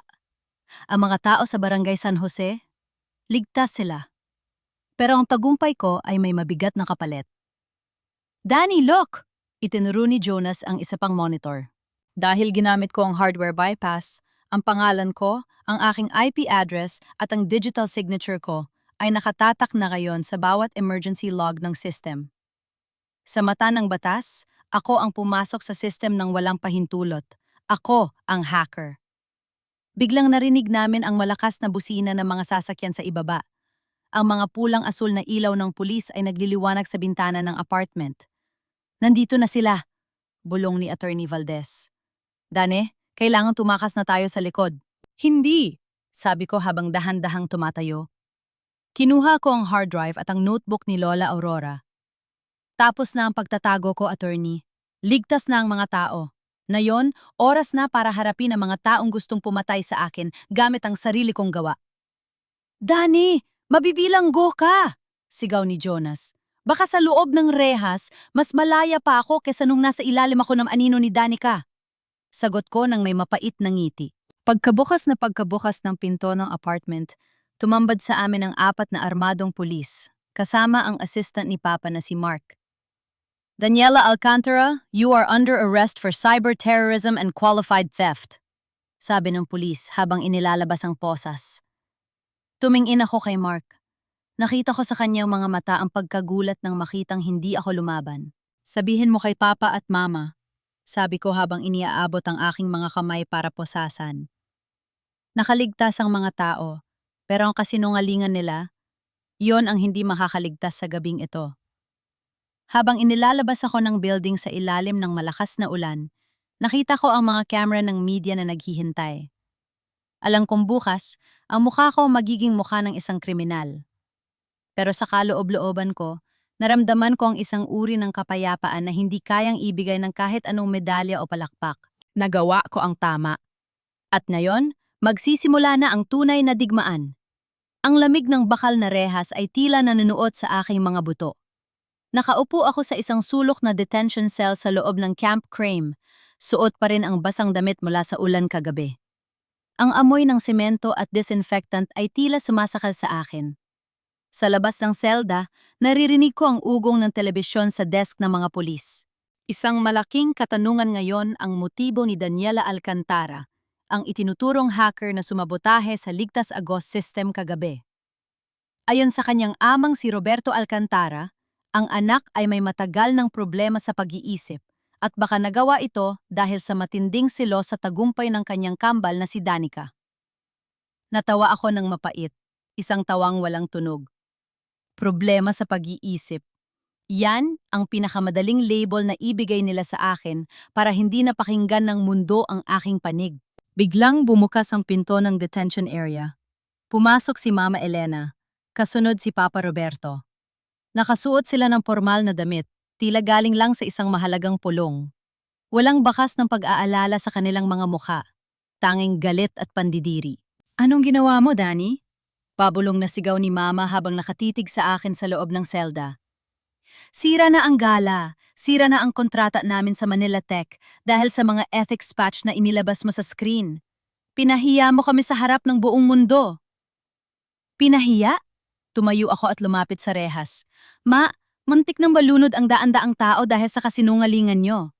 Mas mahalaga pa ba ang hiya nyo kaysa sa buhay ng mga tao sa San Jose? Wala kang alam, bulyaw ni Papa. Ang system ay maayos bago mo pinasok. Ikaw ang gumawa ng gulo, at ngayon, sisiguraduhin ko mabubulok ka rito. Pinirmahan na namin ang affidavit, testified by Danica herself. Nasaan si Danica? Tanong ko. Bakit hindi siyang gumarap sa akin? Natatakot ba siyang makita ang taong ninakawan niya? Huwag mong banggitin ang pangalan ng kapatid mo, sabi ni Mama. Mula ngayon, wala ka ng pamilya. Itutuloy namin ang kaso. At ang notebook ni Aurora, huwag mo nang asahang makikita mo pa yon. Umalis sila nang hindi man lang ako tinanong kung kumain na ba ako o kung ayos lang ba ako. Yun na ang huling hininga ng aking pag-asa na baka may natitira pang puso sa kanila. Pagkaalis nila, isang pamilyar na boses ang narinig ko mula sa entrance. Huwag ka mag-alala, Ija. Hindi pa tapos ang laban. Si Attorney Valdez, kasama niya si Jonas, na mukhang nakatakas sa mga pulis kagabi. May dala silang brown envelope at isang laptop. Attorney? Jonas? Akala ko nahuli rin kayo. Bulong ko ng may relief. Mabilis kaming nakalabas sa fire exit bago pa pumasok ang mga pulis, sabi ni Jonas. At Danny, hindi nila nakuha ang hard drive. Itinapon ko ito sa basurahan sa labas bago ako tumakbo at binalikan ko kaninang madaling araw. Inilabas ni Attorney Valdez ang isang dokumento mula sa envelope. Danny, may nahanap kaming bago sa loob ng hard drive mo. May isang hidden folder na naka-encrypt gamit ang pangalang Melencio. Nung binuksan namin ito gamit ang code na binigay mo, hindi lang ito puro algorithm. Ano po ang laman? Video logs, sagot ni Jonas. Dani, hindi mo ba matandaan? Nung ginagawa mo ang prototype sa Bukidnon, naka-on ang webcam ng laptop mo para sa bawat test run. At dahil ang system mo ay integrated sa cloud, ang bawat reaction mo, ang bawat paliwanag mo sa harap ng camera habang ginagawa ang code, ay otomatikong na-save bilang developer logs. Napatigil ako, naalala ko na. Ginawa ko yon para sa documentation, para kung sakaling makalimutan ko ang flow ng logic, mapapanood ko ang sarili ko habang nag-e-explain. At may isa pang bagay, dagdag ni Attorney Valdez. Ang digital signature na inilagay mo sa kernel ng system, hindi lang yon simpleng text. Isa yung encrypted watermark na nakabaon sa bawat pixel ng user interface. Kahit palitan nila ang pangalan sa screen, kapag tiningnan ang source code gamit ang isang specific decryption key, ang pangalan mo ang lalabas sa bawat layer. Sa sandaling iyon, isang pulis ang lumapit sa amin. Attorney, tapos na ang visitation hours. Kailangan na nating ilipat ang suspect sa main precinct. Sandali lang, officer, sabi ni Attorney Valdez nang may matapang na boses. Bago niyo ilipat ang client ko, gusto ko munang ipakita sa inyo ang evidence of fraud na isasampa namin laban sa Alcantara Development Corp. At gusto ko ring ipaalam sa inyo na ang livestream ng ethics patch kagabi ay napanood na ng mahigit 5 milyong tao. Ang publiko na ang humusga. Bago ako ilabas ng selda, may ibinulong si Jonah sa akin. Dane, ang Lolo Melencio signature mo, alam mo ba kung anong ginawa nito sa system ni Danica? Ano? Dahil binuksan mo ang gates gamit ang signature na iyon, ang system ay permanently lock sa read-only mode. Ibig sabihin, wala silang pwedeng baguhin sa code na yon. Kahit ang pinakamagaling na programmer sa Manila Tech, hindi mabubura ang ebidensya na ikaw ang author. Danica is trapped in your code. She's holding a machine that screams your name every time she touches it. Cliffhanger. Habang inilalabas ako ng presinto para ilipat, nakita ko sa TV sa lobby ang isang live press conference ni Danica. Sinusubukan niya mag-demo ng fix sa system sa harap ng mga investors. Ngunit nang i-click niya ang initialize button, ang buong screen ay naging pula at lumabas ang isang video. Ang video ko habang nagtatrabaho sa Bukidnon, pawis-pawisan, at sinasabing, "Lolo, para sa inyo ito. Ang Ligtas Agos ay gawa ni Danny Alcantara." Napalingon ang lahat ng pulis sa TV. Ang katahimikan sa presinto ay nabasag ng boses ko mula sa telebisyon. Tumingin ako sa pulis na may hawak sa akin at numiti ng may dignidad. Yan po ang katotohanan. Ngayon, ituloy na natin ang paglipat sa akin. Ang katahimikan sa loob ng istasyon ng pulisya matapos ang paglabas ng video sa TV ay nakakabingi. Ang mga pulis na kanina ay tumitingin sa akin na may panghuhusga ay tila naging mga estatwa. Ang boses ko mula sa video log sa Bukidnon, ay paulit-ulit na umaalingaw-ngaw sa lobby na nagpapaliwanag ng logic ng system na hindi kailanman maiintindihan ni Danica. Iyan ba ang tinatawag nilang hacker? Bulong ng isang batang pulis sa kanyang kasamahan. Mukhang siya naman talaga ang gumawa ah. Tumingin ako kay Attorney Valdez. Bahagyang tumango ang matandang abogado. Isang senyales na ang aming plano ay nagsisimula ng gumana. Ang ethics patch ay hindi lang basta pagpapakita ng katotohanan. Isa itong digital na paghatol na hindi kayang burahin ng kahit anong PR team. Officer? Tawag ni Attorney Valdez sa desk officer. Dahil sa mga bagong ebidensyang lumabas sa publiko at dahil ang aking client ay napatunay ang gumagawa lamang ng emergency override para iligtas ang buhay ng mga tao sa Barangay San Jose, hinihiling namin ang kaukulang piyansa at ang agarang pagbasura sa kasong cyberterrorism. Bago pa man makasagot ang pulis, muling bumukas ang pinto ng presinto. Pero sa pagkakataong ito, hindi sina Papa ang pumasok. Isang grupo ng mga tao, mga ordinaryong mamamayan, suot ang kanilang mga simpleng damit, basang-basa pa rin ng ulan, ang pumasok sa lobby.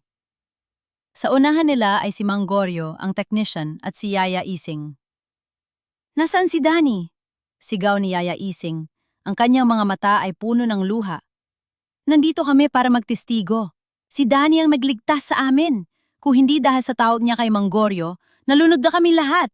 Naramdaman ko ang pagbara ng aking lalamunan. Ang mga taong pinoprotektahan ko ang siya mismong dumating para protektahan ako. Sa teleserye ng buhay ko, ito ang unang pagkakataon na hindi ako nag-iisa sa gitna ng entablado. Ito ang mga affidavit mula sa mga residente ng San Jose, mading sabi ni Attorney Valdez habang inilalapag ang mga papel sa mesa.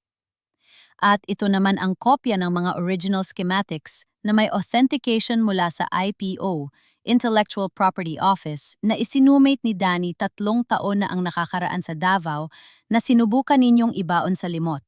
Habang inaayos ang aking pansamantalang paglaya, lumapit sa akin si Jonas, bit-bit ang kanyang laptop. "Danny, look! Viral na tayo! Ang hashtag na The True Genius at hashtag Justice for Danny ay #1 na sa buong Pilipinas. Ang mga investors ng Manila Tech, nag-withdraw na sila. Sinuspend nila ang contract signing dahil sa fraud and misrepresentation." Napaupo ako sa bench. Unti-unti nararamdaman ang pagod, pero may kalahip na ginhawa. Pero alam kong hindi pa tapos ang laban. Ang pamilya Alcantara ay parang sugatang hayop. Mas mapanganib kapag nako-corner. Pagkalipas ng ilang oras, nailabas ako sa presinto sa pamamagitan ng bail. Paglabas ko sa gate, bumungad sa akin ang kislap ng mga flash ng kamera. Ang mga media na dati ay pumupuri kay Danica ay nandoon na para tanungin ako. "Miss Daniela, totoo bang ikaw ang utak sa likod ng Ligtas Agos? Ano ang mensahe mo sa iyong kambal na si Danica?" Hindi ako sumagot. Dumiretso ako sa sasakyan ni Attorney Valdez. Pero bago pa kami makakaalis, hinarang kami ng isang mamahaling puting Mercedes. Bumaba si Papa Roberto. Ang kanyang mukha ay hindi na mapula sa galit. Ito ay maputla sa desperasyon. Lumapit siya sa bintana ng aming sasakyan. "Danny, pag-usapan natin ito," sabi niya. Ang boses ay wala ng otoridad. "Nasisira ang kumpanya. Ang mga paaralan natin binabawi na ng mga bangko ang mga loan dahil sa skandal na ito. Maawa ka sa pamilya mo." Binaba ko ang bintana at tiningnan siya ng diretsyo. "Maawa, Papa? Nung nakiusap ako sa inyo sa Davao na huwag niyo akong nakawan, naawa ba kayo? Nung ipinakulong niyo ako kagabi sa gitna ng bagyo, naawa ba kayo?" Ibinigay namin sa iyo ang lahat. Singit ni Mama Elena na nasa loob ng sasakyan sumisigaw. "Utang mo sa amin ang buhay mo." "Utang na loob na naman?" Natawa ako ng mapait. "Attorney, ipakita niyo po sa kanila." Inilabas ni Attorney Valdez ang isang dokumento. Ang dokumento mula sa trust fund ni Lola Aurora. "Roberto, Elena," simula ni Attorney, "alam namin ang tungkol sa misappropriation of funds. Ang pera ng Alcantara Schools ay hindi sa inyo. Ito ay pag-aari ni Daniela ayon sa testamento ni Aurora. At bukas na bukas din, magsasampa kami ng kasong civil at criminal laban sa inyo para bawiin ang lahat ng ninakaw ninyo. Hindi lang ang imbensyon ni Danny, kundi pati na ang lupain at ang kumpanya." Natahimik ang aking mga magulang. Ang hiya na pilit nilang itinatago ay tuluyan ang nalantad sa harap ng mga camera na nakapaligid sa amin. "Danny, please!" bulong ni Papa. Isipin mong kapatid mo. Masisira ang buhay ni Danica. Si Danica ang sumira sa sarili niyang buhay nang tanggapin niya ang papuri para sa trabahong hindi niya ginawa. Sagot ko. Sabihin mo sa kanya maghanda siya. Dahil sa Grand Conference sa Manila Hotel bukas, hindi na video ang lalabas sa screen. Ako na mismo ang haharap sa kanya. Cliffhanger. Habang paalis kami, nakatanggap si Jonas ng isang alert sa system. Dane, may gumagalaw sa cloud server mo. May sinusubukang mag-delete ng lahat ng backup files mula sa remote location sa Davao. Kung hindi natin ito mapipigilan sa loob ng 10 minuto, mawawala ang huling ebidensya ng original code.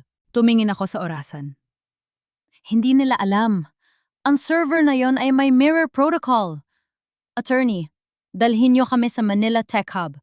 Oras na para gamitin ang huling alas na itinago ni Lolo Melencio. Ang ballroom ng Manila Hotel ay tila isang dagat ng mga kumukutitap na ilaw, mamahaling pabango at mga taong nakasuot na mga suit at gown na mas mahal pa sa buhay ng isang ordinaryong manggagawa.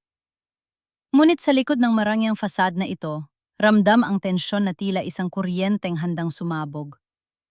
Ngayon ang gabi ng formal na pagpirma ng 20 million peso contract sa pagitan ng Alcantara Development Corp at ng Manila Tech Group. Sa gitna ng entablado, nakatayo si Danica. Mukha siyang isang reyna, ngunit kung titingnan mong mabuti ang kanyang mga mata, makikita mo ang takot. Ang bawat flash ng camera ay tila isang sampal sa kanyang konsensya. And now, for the final live demonstration before the official signing, anunsyo ng host. The genius behind Lictas Agos, Miss Danica Alcantara. Lumapit si Danica sa control console. Nanginginig ang kanyang mga daliri. Alam niya, at alam ko, na ang system ay kasalukuyang nakalock sa ethics patch na inilagay ko. Sinubunin nilang i-delete ang mga files ko sa Davao, pero hindi nila alam ang tungkol sa Mirror Protocol, ag-otomatikong pagsasali ng lahat ng orihinal na data sa isang server na hindi nila kayang pasukin. I-initialize mo na, Danisa? Bulong ni Mama Elena mula sa gilid ng stage. Ang mukha ay pilit na nakangiti para sa mga media. Pinindot ni Danica ang button. Ang malaking screen sa likod niya ay nag-loading. Pero sa halip na ang map ng mga dams ang lumabas, isang pulang babala ang gumandera sa buong ballroom. Nagkaroon ng bulungan sa mga audience. Ang mga investors ay nagsimulang mag-usap ng seryoso. Minor glitch again, pilit na tawa ni Danica sa mikropono. You know, the security of this system is so high that even I, the inventor, have to undergo multi-level authentication. Kung ikaw ang inventor, Danica, bakit hindi mo alam ang heartbeat key ng sarili mong gawa? Ang lahat ng mata ay lumingon sa pintuan ng ballroom. Nakatayo ako roon, suot ang isang simpleng puting barong at itim na slacks. Kasama ko si Attorney Valdez at ang kinatawan mula sa Department of Science and Technology, DOST. Dani? Bulong ni Danica. Ang boses ay nawala ng lakas. Naglakad ako patungo sa entablado. Ang bawat hakbang ko ay tila pagguho ng mga pader na itinayo nila sa loob ng 10 taon. Hinarang ako ng mga security guard, pero itinaas ni Attorney Valdez ang isang court order. Hindi niyo pwedeng pigilan ang tunay na may-ari ng intellectual property na ito, deklara ni Attorney Valdez. Narito kami para sa isang technical audit na hinihiling ng gobyerno. Umakyat ako sa stage at tumayo sa harap ni Danica. Nakita ko ang pawis na namumuo sa kanyang no. Dani, huwag mo itong gawin. Bulong niya. Sapat lang para kami lang ang makarinig. Masisisira ang pamilya, mawawala ang lahat kay Papa. Mawawala ang mga bagay na hindi naman sa inyo, Danica? Sagot ko ng may malamig na determinasyon. Hinarap ko ang mga audience at ang mga live cameras. Ang system na nakikita nyo ay hindi gagana dahil wala rito ang integrity module. Ang module na yon ay hindi code. Iyon ay katotohanan. Ngayon, papatunayan ko sa inyo kung sino ang tunay na nagpuyat, nagluha at nag-isip sa bawat linya ng programang ito. Inilabas ko ang USB drive mula sa aking bulsa, ang mirror protocol ni Lolo Melencio. Isinaksak ko ito sa console. Danica, kung ikaw ang inventor, sabihin mo sa akin, ano ang ibig sabihin ng function na Melencio recall sa line 405? Tanong ko. Napatitig si Danica sa screen. It's for memory recall? For the data storage? Natawa ang mga technicians sa audience. Ang Melencio recall ay ang emergency spillway trigger na ipinangalan ko sa lolo ko. Paliwanag ko. At ito ang huling ebidensya. Pinindot ko ang enter. Sa malaking screen, hindi na code ang lumabas. Isang serya ng mga timestamped videos ang nagsimulang mag-play. Video 1. Danny, 17 years old, ginagawa ang math competition paper habang si Danica ay nag-aayos ng makeup sa likod. Sinasabi ni Mama Elena, "Danny, bilisan mo. Kailangang manalo si Danica para sa scholarship natin." Video 2. Danny sa loob ng isang madilim na kwarto sa Bukidnon, umiiyak habang tinatype ang Ligtas Agos algorithm. Para sa inyo ito, Lolo. Para hindi na tayo muling malunod. Video 3. The Smoking Gun. Isang audio recording kagabi sa presinto. Ang tawag ni Danica sa akin. "I don't know kung paano ito gumagana. Please, Danny, just fix it and I'll give you 10%. Ililigtas ko ang pamilya natin." Ang buong ballroom ay natahimik. Ang tanging maririnig ay ang mabilis na paghinga ni Danica at ang mga flash ng camera na ngayon ay nakatutok na sa kanya bilang isang kriminal, hindi bilang isang henyo. "Kasalanan niyo ito!" Biglang sigaw ni Danica. Lumingon siya kay Mama at Papa na nasa gilid. "Kayo ang may sabi na gawin ko ito. Kayo ang nagsabing anino lang si Danny. I never wanted this. I just wanted to be famous. But you make me a thief." "Danica, tumigil ka!" Sigaw ni Papa Roberto. Ang kanyang mukha ay kasing itim ng gabi sa hiya. Pero huli na. Ang live stream ay napanood na ng milyon-milyong tao. Ang hiya na pilit nilang iniwasan ay naging isang dambuhalang alon na tuluyan ng lumunod sa kanila. Lumapit ang mga kinatawan ng DOST at Manila Tech. "The contract is null and void. We will be launching a full investigation for fraud and intellectual property theft." Tumingin ako kay Danica. Ang kanyang corona ay wala na. Ang kanyang gown ay tila naging isang basahan sa harap ng katotohanan. "Danny?" Tawag ni Mama Elena. Lumapit siya sa akin at hinawakan ang kamay ko. Ang kanyang boses ay puno ng peking pagsisisi. "Anak, patawarin mo kami. Mag-usap tayo sa bahay. Pamilya pa rin tayo." Dahan-dahan kong inalis ang kamay niya. "Ang pamilya, Ma, ay hindi nagnanakawan. Ang pamilya ay hindi napapalubog sa isa't isa para lang sa pera. Nung gabing itinakwilyo ako sa Davao, doon na natapos ang pagiging anak ko sa inyo." Tinalikuran ko sila. Habang naglalakad ako palabas ng stage, naramdaman ko ang tunay na kalayaan. Hindi ang palakpak ng mga tao ang nagpagaan sa pakiramdam ko, kundi ang katotohanang sa wakas. Ang pangalan ko ay hindi na nakatago sa anino. Ngunit bago ako makalabas, isang pulis ang humarang sa aking mga magulang at kay Danica. "Mr. and Mrs. Alcantara, Miss Danica, kailangan niyo pong sumama sa amin para sa questioning tungkol sa kasong falsification of documents at fraud." Nakita ko ang pagposas kay Danica. Ang huli niyang tingin sa akin ay hindi na galit, kundi isang malalim na kawalan ng pag-asa. Lumapit sa akin si Attorney Valdez at si Jonas. "Nagawa natin, Danny. Ang Alcantara Schools, ang lupa ni Lola Aurora. Mababawi na natin lahat." Tumingin ako sa langit ng Manila. Ang bagyo ay tapos na. At kasabay ng paghupa ng ulan ay ang pagsibol ng isang bagong bukas. Ang mga flash ng kamera na dati ay nagbibigay ng ningning sa mukha ni Danica, ay naging tila mga kidlat na humahagupit sa kanyang pagkatao.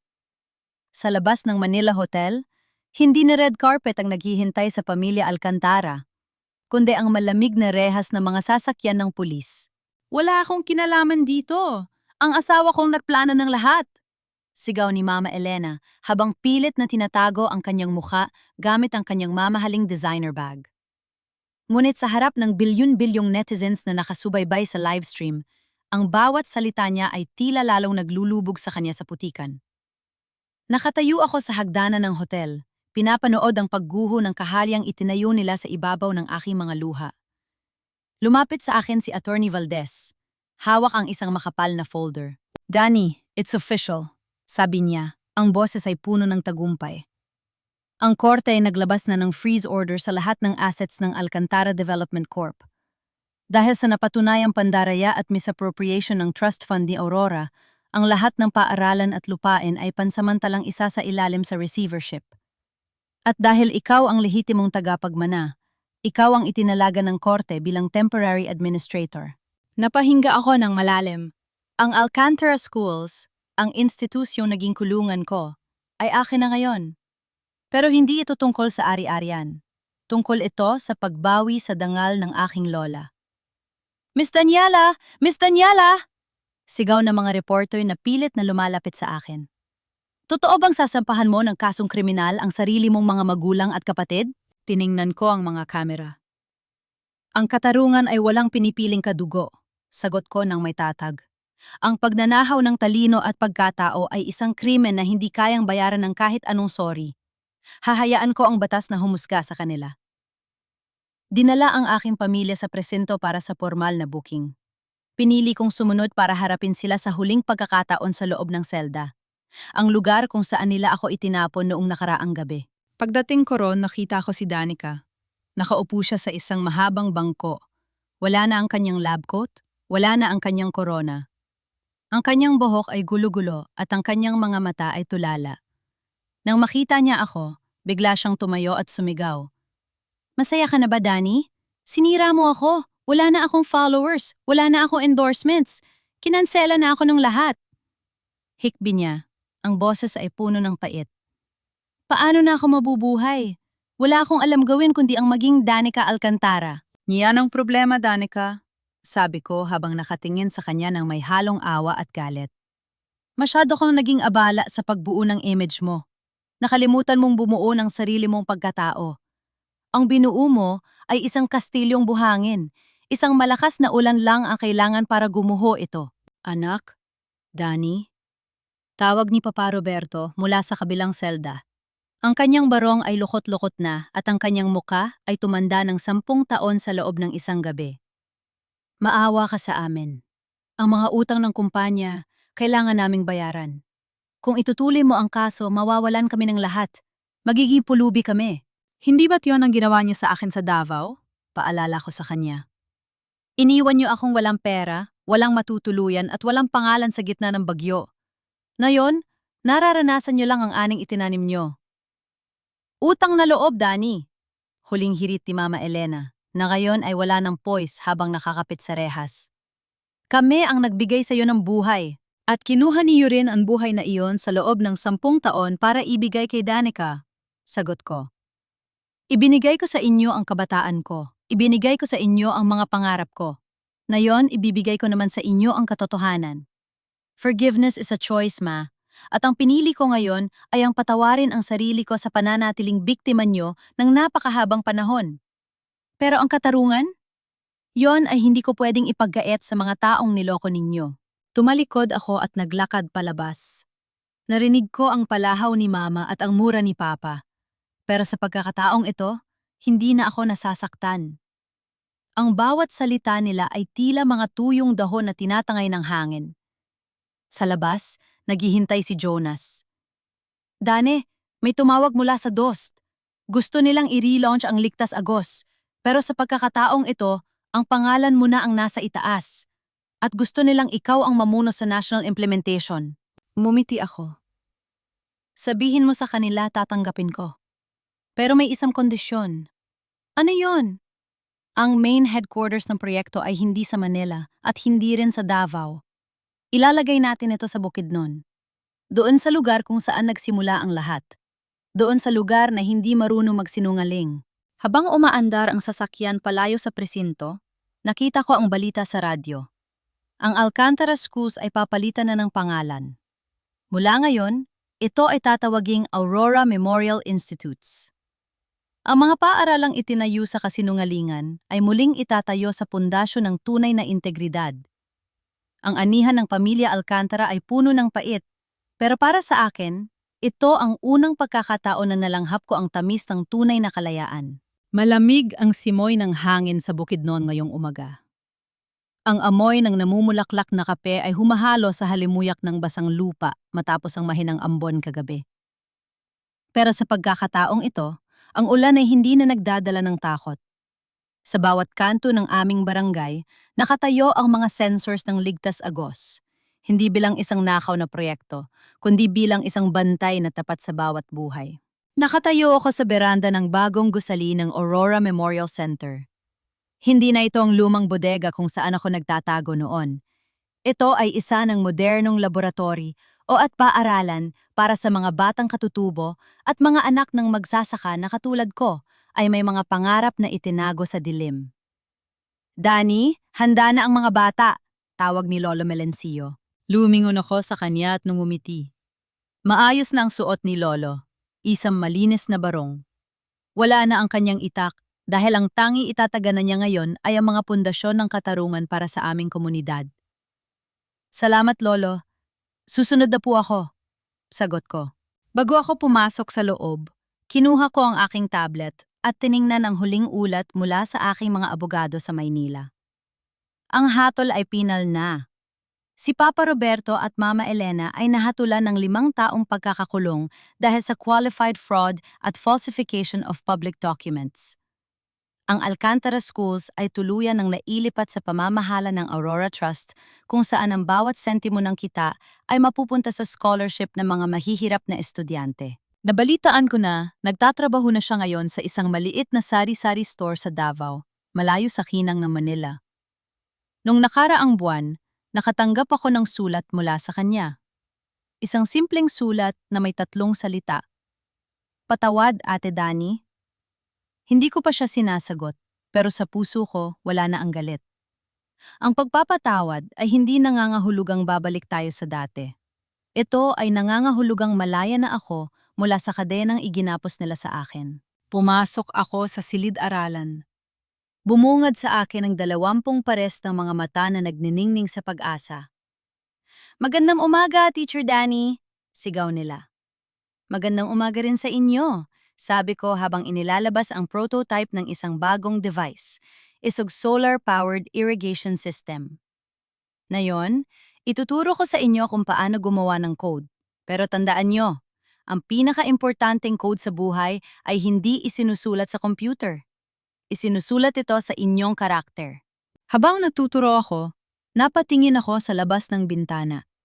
Nakita ko ang bundok ng Bukidnon na tila nakangiti sa ilalim ng sikat ng araw. Naalala ko ang gabing yon sa Davao. Basang-basa ako sa ulan, itinakwil at walang pangalan. Akala ko noon ay katapusan na ng mundo. Pero yun pala ang simula ng aking pag-usbong. Ako si Danny Alcantara. Dati akong anino. Dati akong katulong sa sarili kong tagumpay. Pero ngayon, ako na ang arhitekto ng sarili kong kinabukasan. Ang ganda ng buhay ay hindi nakukuha sa pagnanakaw ng liwanag ng iba, kundi sa paggawa ng sarili mong ningning na magbibigay ng init sa mga taong nasa dilim. Ang Ligtas Agos ay hindi na lang isang machine para sa baha. Ito na ang agos ng katarungan na hinding-hindi na muling mapipipigilan. Sa wakas, ang anino ay naging liwanag. At ang liwanag na ito ay hinding-hindi na muling mamamatay.